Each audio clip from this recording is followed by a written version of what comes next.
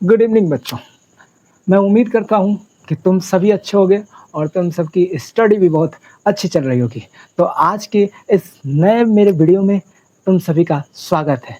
और आज का जो टॉपिक है, ठीक अगला टॉपिक हेलो एल्केन के समायोता के बारे में पढ़ेंगे।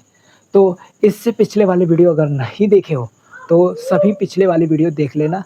उनमें से एक का जो है ऊपर आई बटन पर लिंक है, ठीक है।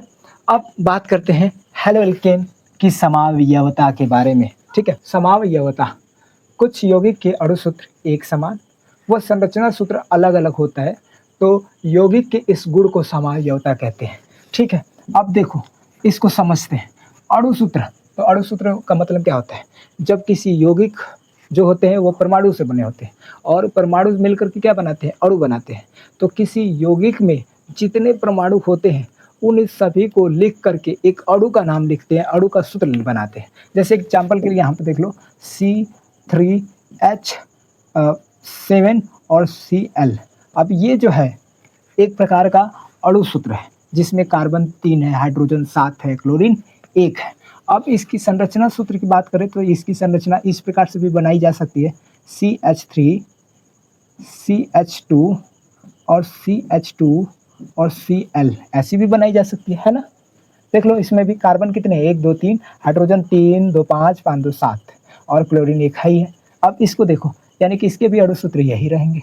अब संरचना दूसरे तरह से भी बनाई जा सकती है। देखो कैसे, C है, CH3, फिर CH3 और फिर यहाँ पर C, यहाँ पर H और ये Cl, ठीक है। यहाँ पर भी देख सकते हो। तो ये भी क्या है? संरचना सूत्र है कि नहीं? बिल्कुल। और इसमें भी कार्बन देखो, 1 2 3 और हाइड्रोजन की संख्या 3 3 6 6 1 7 और क्लोरीन 1। तो इस प्रकार से भी बनाया जा सकता है। तो अब देखो, अणु सूत्र एक समान है। इन तीनों का क्या है? मतलब तीनों का, इन दोनों की बात करें, संरचना दो ही बन रहा है तो दो संरचना बन रही है, ये तो अणु सूत्र है।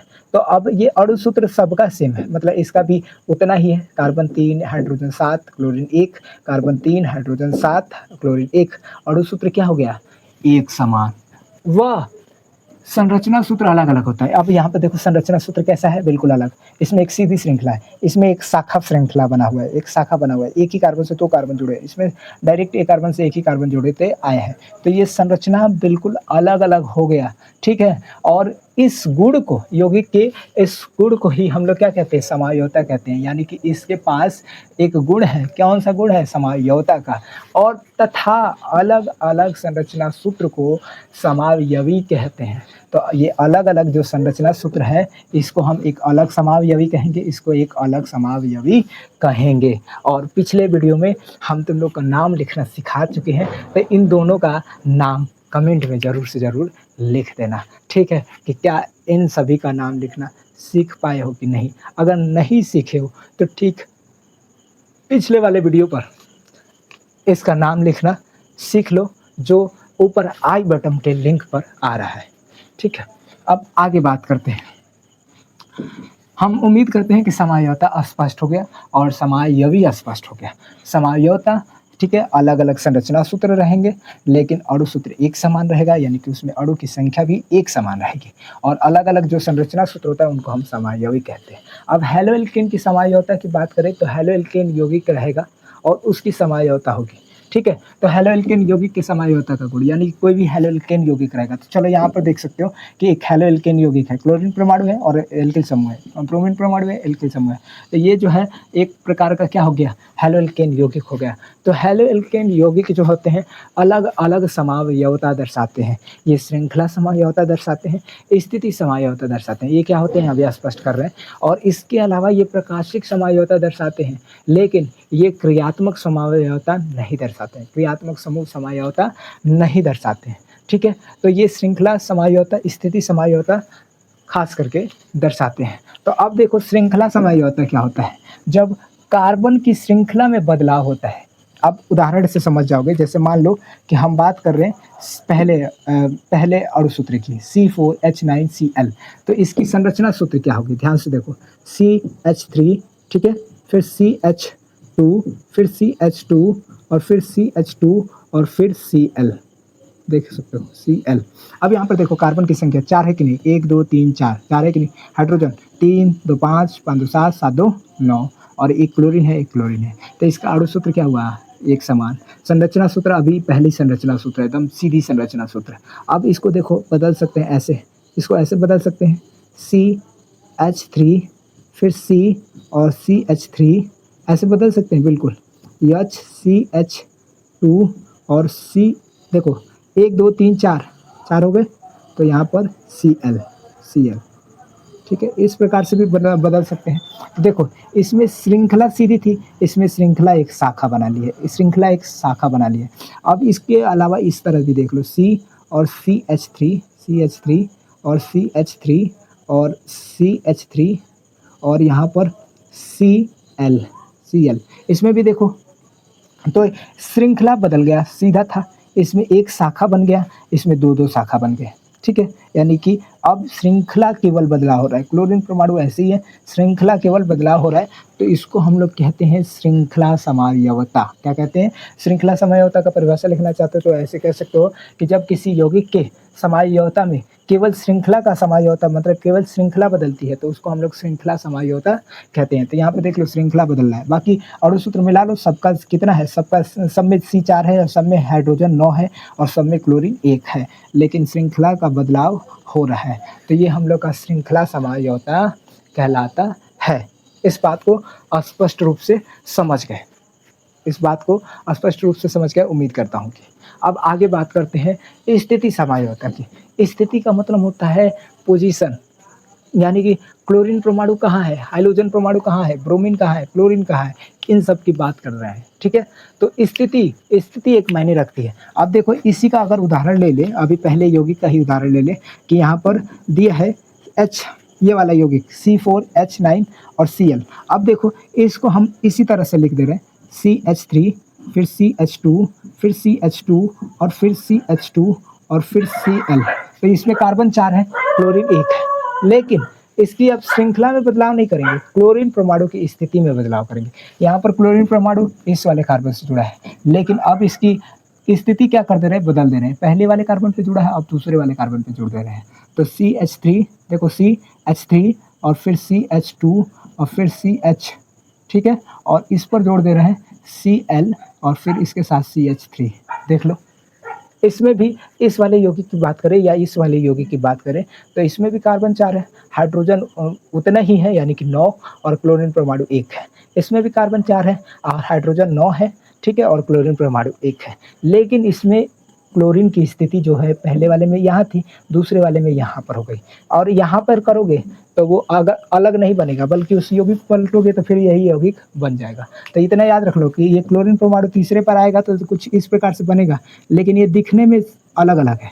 लेकिन अगर बात करें, ठीक है, CH, चलो यहाँ पर लगेगा ना Cl और H2 और ये CH3, तो लेकिन देखो इन दोनों का यौगिक सेम है, बस इसको पलट के रख दोगे तो ये वाला यौगिक आ जाएगा। तो ये एक अलग प्रकार से नहीं गिना जाएगा। याद रखना कि ये जो होगा 1 होगा और ये 2 होगा, इसकी और भी स्थिति समावयवता नहीं हो सकती। क्लोरीन परमाणु यहाँ पे लगाएंगे तो ये पुराना वाला बन जाएगा। ठीक है, तो इसके मतलब इस वाले बंध में अगर कार्बन की संख्या 4 है तो स्थिति समावयवता जो है 2 ही होगी। अब इसके अलावा इसमें भी समावयवता बनेंगे। देखो इसमें भी क्लोरीन परमाणु उठा करके यहाँ रखा जा सकता है। तो अब यहाँ पर रख देंगे, जैसे मान लो कि इसमें है CH3, ठीक है, अब यहाँ पर CH और इसके H हटा करके CH3 और यहाँ पर CH3 और यहाँ पर क्लोरीन परमाणु सेट कर दो। तो ये इसका क्या हो गया, स्थिति समावयवता, और ये दोनों इसकी स्थिति समावयवता होंगे।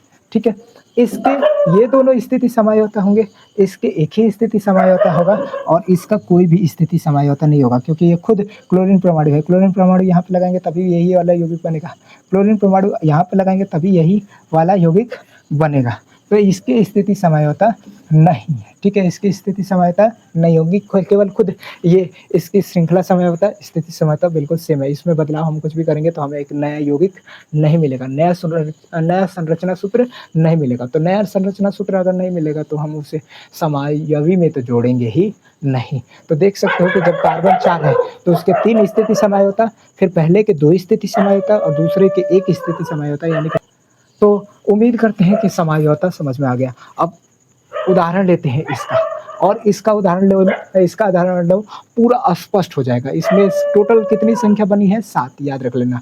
और इसमें टोटल कितनी संख्या बनेगी अब देखेंगे, ठीक है।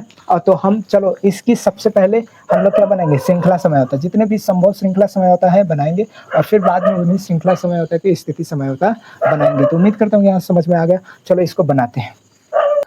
इस यौगिक के सभी समझौता बनाते हैं। तो सबसे पहले इस यौगिक के जितने भी श्रृंखला समझौता होंगे वो सभी बना रहे हैं। तो देखो कार्बन 5 है, तो सबसे पहले कार्बन 5 सीधी जोड़ो। तो CH3, CH2, CH2, CH2 और CH2, और फिर इसके साथ ब्रोमीन परमाणु है तो ब्रोमीन। तो ये पहली श्रृंखला हो गई। अब इसको चाहेंगे तो दूसरे तरीके से भी बदल सकते हैं। तो दूसरा देखो CH, ठीक है, 3, फिर C और इसके साथ CH3, और फिर H, फिर CH2 और फिर CH2 और ये ब्रोमीन, ठीक है। देखो श्रृंखला चेंज कर दी है। अब अगले की बात करें तो C, ठीक है, और CH3, CH3 और CH3, CH3, और यहाँ पर जो है इसको हम लोग चेंज कर दे रहे हैं, तो यहाँ पर हो जाएगा CH2 और Br, ठीक है। तो ये हम लोग का 3 इसके श्रृंखला समझौता हो गया, ठीक है। अब बात करते हैं इसकी स्थिति समझौता की। तो स्थिति समझौता, ब्रोमीन परमाणु की स्थिति बदलते जाओ। तो यहाँ पे CH3, फिर CH2, CH2, फिर CH, और यहाँ पर ब्रोमीन लगा दे रहे हैं इस बार, ब्रोमीन, और ये CH3।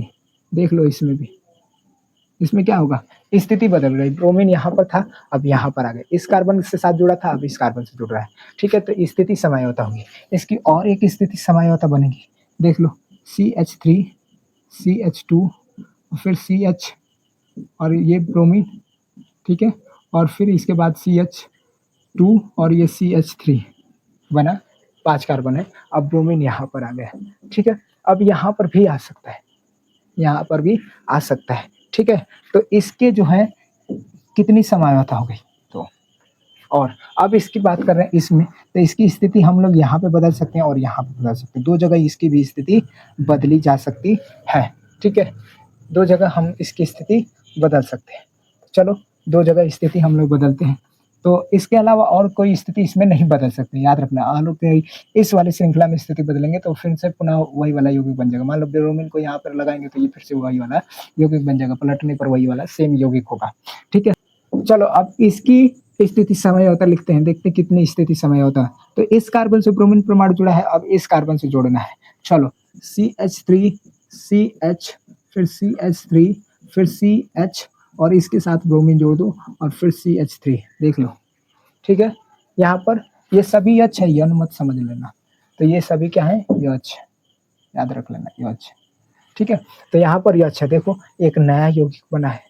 अब इस ब्रोमीन का हम चाहेंगे तो यहाँ पर स्थिति बदल सकते हैं और एक नया यौगिक बन जाएगा। तो चलो यहाँ पर ये कर ले रहे हैं, ठीक है। तो यहाँ पर हम लोग कर रहे हैं, तो ये CH3, फिर C और CH3, और यहाँ पर जो होगा यहाँ पर जोड़ दो ब्रोमीन को, और फिर CH2 और CH3, देख लो 5 कार्बन है, हाइड्रोजन 11 है, और उसके बाद ब्रोमीन है भी।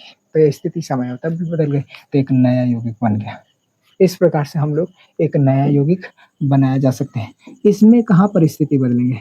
अगर कहीं पर भी स्थिति बदल रहे हैं, तो यहाँ पर स्थिति बदल रहे हैं तो ये तो गायब ही हो जाएगा।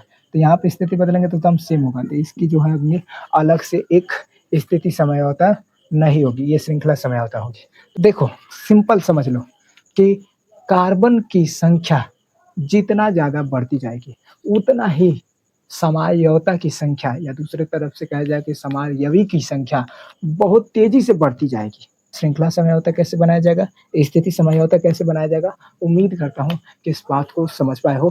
प्रकाशिक समझौता की बात करेंगे, जब हेलोएरिन को हम पढ़ा लेंगे तो प्रकाशिक समझौता को अच्छे तरीके से समझाएंगे। और रही बात एक और समझौता, क्रियात्मक समझौता, तो वो हेलोएल्केन नहीं दर्शाता है, वो एल्कोहल और एल्डिहाइड और ईथर दर्शाते हैं, ठीक है। तो हम इसकी बात मतलब जो है ये याद रख लेना कि हेलोएल्केन जो है क्रियात्मक समझौता नहीं दर्शाता है और प्रकाशिक समझौता दर्शाता है, लेकिन इस पे बाद में बात करेंगे, ठीक है। तो अब एक होमवर्क के तौर पर एक यौगिक दे रहे हैं जिसका श्रृंखला समझौता और स्थिति समझौता टोटल बनाओगे और वो होमवर्क है C6H13 और यहाँ पर आयोडीन, ठीक है। तो इसे हम लोग हेक्सिल आयोडाइड कहते हैं, इसको हम लोग पेंटिल ब्रोमाइड कहते हैं और इसको हम लोग ब्यूटिल क्लोराइड कहते हैं। तो इस प्रकार से नाम भी बता दिए और नाम लिखना हम पिछली वीडियो में सिखाए भी हैं और इसका तुम लोग समझौता करके यानी कि C6H13 और वो आई यानी कि आयोडीन परमाणु का तुम लोग समझौता, श्रृंखला समझौता और स्थिति समझौता करके अपने आप को स्वयं से ज़रूर जांच करो कि क्या ये सभी टॉपिकें समझ में आई है, और नहीं अगर करने आ रहा है तो फिर से एक बार रिपीट करो और देखो कैसे इस श्रृंखला समझौता, स्थिति समझौता में हम बदल रहे हैं, वैसे ही इसको बदलने की कोशिश करो। अगर ये कर लेते हो तो स्थिति समझौता और श्रृंखला समझौता सिर्फ इसके ही नहीं बल्कि और जो यौगिक हैं एल्डिहाइड, अल्कोहल, ईथर, इन सब के कंप्लीट हो जाएंगे। तो एक तीर से पूरे और पूरे 5 निशाना, है ना। तो धन्यवाद देते हैं कि अभी तक तुम लोग को सीखने की जिज्ञासा है और इस वजह से अभी तक इस वीडियो में बने हुए हो और मेरी मेहनत को सपोर्ट करो। Thanks for watching.